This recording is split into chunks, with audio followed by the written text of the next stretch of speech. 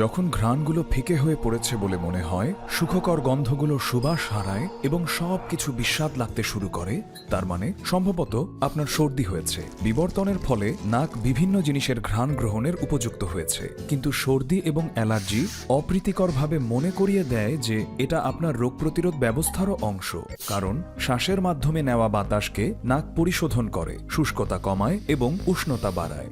শ্বাস নেওয়ার সময় বাতাসে থাকা ধূলিকণাগুলো নাকের লোমে আটকে যায়। নাকের ভেতরে শ্লৈষ্মিক ঝিল্লি আঠালো নিঃসরণ ঘটায়। এটি ব্যাকটেরিয়া এবং ভাইরাসের মতো বায়ুবাহিত অনুপ্রবেশকারীদের আটকে দেয়। এতে এমনকি অ্যান্টিবডি অর্থাৎ রোগ প্রতিরক্ষামূলক প্রোটিন জাতীয় পদার্থ থাকে, যা দ্রুত প্যাথোজেনকে নিষ্ক্রিয় করে ফেলতে পারে। নাক হল মানবদেহের প্রথম অঙ্গ যার উপর সংক্রমণ বা অ্যালার্জির প্রভাব পড়ে। তারপর শ্বেতরক্তকণিকাগুলো এখানে জড়ো হয়। অনুনাসিক শ্লৈষ্মিক ঝিল্লিগুলো ফুলে যায়। এক পর্যায়ে নাক বন্ধ হয়ে যায়। যখন বাধা সরে যায় এবং ফোলা কমে যায়, নাক আবার নিজের ক্ষমতা অনুযায়ী কাজ করতে পারে। সমস্ত সংবেদনশীল অঙ্গের মধ্যে নাকের রয়েছে মস্তিষ্কে পৌঁছানোর সংক্ষিপ্ততম পথ। ঘ্রাণের স্নায়ু অনুনাসিক শ্লৈষ্মিক ঝিল্লিতে গ্রন্থিত 1 মিলিয়নের বেশি ঘ্রাণজ বার্তাবাহী অণুর পাঠানো সংকেত প্রেরণ করে। যখন নিঃশ্বাসের সঙ্গে গৃহীত কোনো অণু একটি উপযোগী বার্তাবাহী অণুর সঙ্গে ধাক্কা খায়, তখন এই সংকেত উদ্দীপ্ত হয়।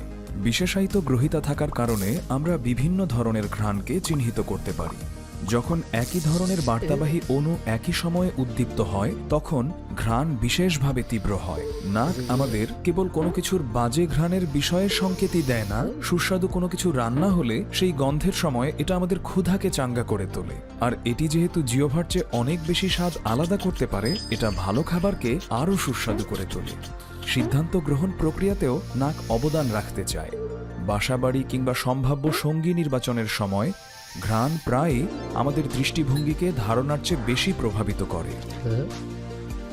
এছাড়াও নাক একটি বিশেষ সম্পদের চাবিকাঠি, তা হল আমাদের স্মৃতি। ঘ্রাণের মাধ্যমে উদ্দীপ্ত স্মৃতি কখনো কখনো কারো ব্যক্তিগত ইতিহাসের গহীনে যেতে পারে এবং বিশেষভাবে আবেগময় এবং প্রগাঢ় হয়ে উঠতে পারে। এভাবে নাক আমাদের অতীতকে জীবন্ত করে তোলে। অবশ্য এ সময় সর্দি থাকলে হবে না।